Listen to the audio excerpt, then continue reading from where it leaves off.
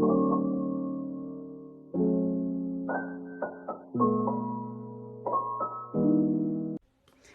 කොහොමද හැමෝම හොඳින් ඇති කියලා හිතෙනවා. ඉතින් අද දවසේ වැඩ කරන අතරතුරේ සීතල ගතිය ටිකක් වැඩි නිසා හිතුණා තේ එකක් බොන්න. ඉතින් තේ එකක් බොන්න ඕනේ කියලා හිතලා ඒ වගේම හිතුණා වෙනස් විදිහට තේ එකක් බොන්න ඕනේ කියලා ඊට පස්සේ හිතුණා.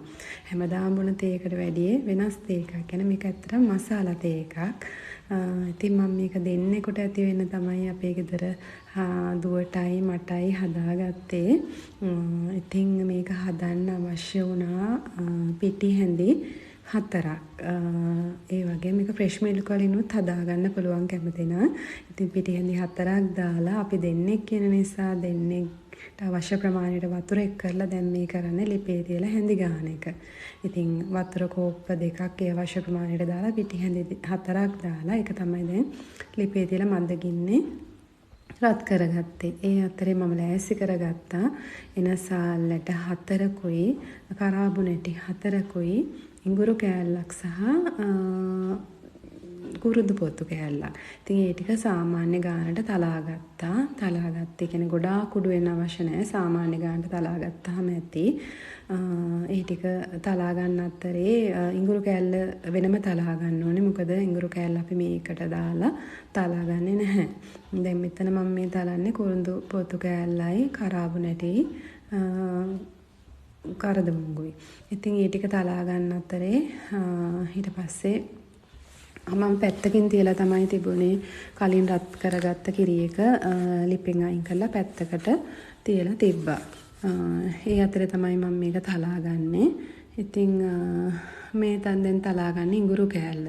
ඉඟුරු කෑල්ලත් සාමාන්‍ය ගොඩාක්ම තලා ගන්න අවශ්‍යත් නැහැ. සාමාන්‍ය ගානට තැළුණාම ඇති. අතරම ඉතින් මේ තේ එකක් බොන එක ගොඩක් හොඳයි. කියන්නේ මේකේ කුළු බඩු ඉඟුරු ඒවා ඔක්කොම ඇඟට ගොඩක් ගුණ දේවල්. මේවා දාලා තේ එකක් හදාගෙන බිව්වහම ඇත්තට මේ සීතල දවස්වල ගොඩක් ඒක ඇඟටත් හොඳයි. ලෙඩ රෝග වලටත් හොඳයි.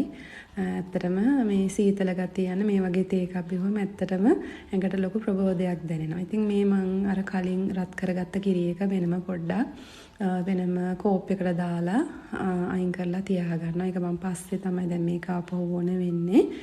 ඉතින් ඒක මේ වගේ වෙනම භාජනයකට දාලා අයින් කරගත්තා. ඒ අතරේ වතුර සුළු ප්‍රමාණයක් අරගෙන ලොකු ප්‍රමාණයක් නෙමෙයි සාමාන්‍ය වතුර පොඩි ප්‍රමාණයක් අරගෙන ඒකත් ආපහු අර කිරි රත් කරපු භාජනයටම දාලා ලිපොඩි මද රස්නෙන් ගින්දර මද රස්නේ ඉන ප්‍රමාණයට තියලා වතුර එක රත් කරගන්න ඕනේ. රත් කරගෙන රත් වේගෙන එනකොට අර අපි තලාගත්ත කුළු බඩු ටික දැන් ඒකට එකතු කරගත්තා.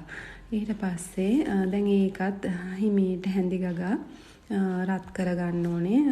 ගොඩාක් රස්නෙන් නෙමේ මද රස්නෙන්. ඒක ලිපේ ගින්දර අඩු මට්ටමේ තියාගෙන හැඳි ගාගෙන රත් කරගන්න ඕනේ. දැන් එතකොට කුළු බඩු ටිකේ තියෙන ඔක්කොම රස එකතු වෙනවා අර වතුරට. ඉතින් ඇත්තට මේ වගේ තේ එකක් ගෙදර අයට හදලා දෙන්න ගොඩක් ආස වෙයි. අපි හැමදාම එක විදිහටනේ තේ බොන්නේ. ඉතින් මේ වගේ තේ එකක් බිව්වොත් ඔයාට ගෙදර අය කියයි ගොඩක් රසයි හැමදාම ඕනි කියලාත් කියයි. ඉතින් අපේ ගෙදර අයත් නිතරම ඉල්ලනවා. ඉතින් හැමදාම වුණත් සතියකට දෙපාරක් වගේ අපිට මේ තේ එකක් හදාගන්න පුළුවන් නම් ගොඩක් හොඳයි ඉතින්. දැන් ඉතින් මේ කුළු බඩු ටික දැන් රත් වේගෙන යනවා. යතර ඉඟුරු කෑල්ලත් මං එකතු කරා. එහෙම දැන් වතුර රත් වේගෙන එනවා පේනවා. ඒ අතරේ මම තේ හැඳි 2ක් මේ වතුරේකටම එකතු කරගන්නවා. එතකොට දැන් වතුර රත් වෙලානේ තියෙන්නේ. දැන් අන්න වතුර වල පාට ටික ටික වෙනස් වෙනවා. ලස්සන රන්වන් පාට වගේ පාටක් එකතු වෙනවා වතුරට තේකොළ ඒකට එකතු වෙනකොට. ඒත් මද රස්නේ ගතියට තමයි දැන් වතුර එක රත් වේගෙන ඇවිල්ලා තියෙන්නේ. ගිලිපත් අඩු ගින්දර මට්ටමක තියෙන්නේ. දැන් ලස්සන පාටක් එල්ලලා තියෙනවා. තේකොළ වල පාට හොඳට වතුරට එකතු වෙලා. ඉතින් දැන් තව ටිකක් වෙලා ලිපේ තියෙන අතරේ අර මං කලින් රත් කරගෙන පැත්තකින් තියාගත්ත කිරි එක ඔන්න ඒ වතුරේකට එකතු කරා. දැන් ලස්සන පාටකට හැරිලා තියෙනවා ඒ කිරි ටික.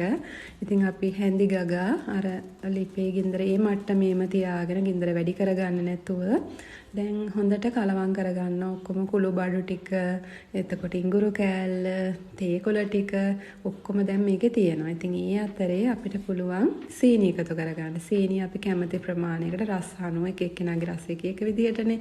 ඉතින් ඒ විදිහට කැමති විදිහකට අපිට පුළුවන් සීනි රස අනුව එකතු කරගන්න. සීනි ටිකත් එකතු කරලා හොඳට හැඳි ගා ගන්න. ඉතින් දැන් මේ රත් කරන වෙලාවේ හොඳ සුවඳක් දැනෙනවා. ඒ වගේම දැන් ඒකත් හොඳට තේකොළ ටික පාට එකතු වෙලා ලස්සන පාටක් ඇවිල්ලා තියෙනවා. දැන් ඉතින් අර මම තේ පෙරණයක් ආධාරයෙන් තේක පෙරා ගන්නවා මේ කෝප්පෙට. ඉතින් දැන් මම මේ කෝප්ප දෙකක් වුණාට එක කෝප්පයකට දැන් මම තේ ටික පෙරා ගත්තා. දැන් ඔන්න ආසයි බොන්නත් බීලා බලන්න ඉක්මනට හිතෙනවා. රස පාටට තියෙනවා. ඇත්තටම රසයි මේක ගුණයි. ඔයාලත් මේ වගේ හදාගෙන බීලා බලන්න මේ තේක. හැමෝම ගෙදරයි හැමදාම ආගෙන් ඉල්ලයි. ඉතින් මගේ වීඩියෝ එක බැලුවට ගොඩාක් ස්තුතියි. ඔයාලත් මේ වගේ තව වීඩියෝ එකකින් මම ආපහු හම්බෙන්නම්. ඉතින්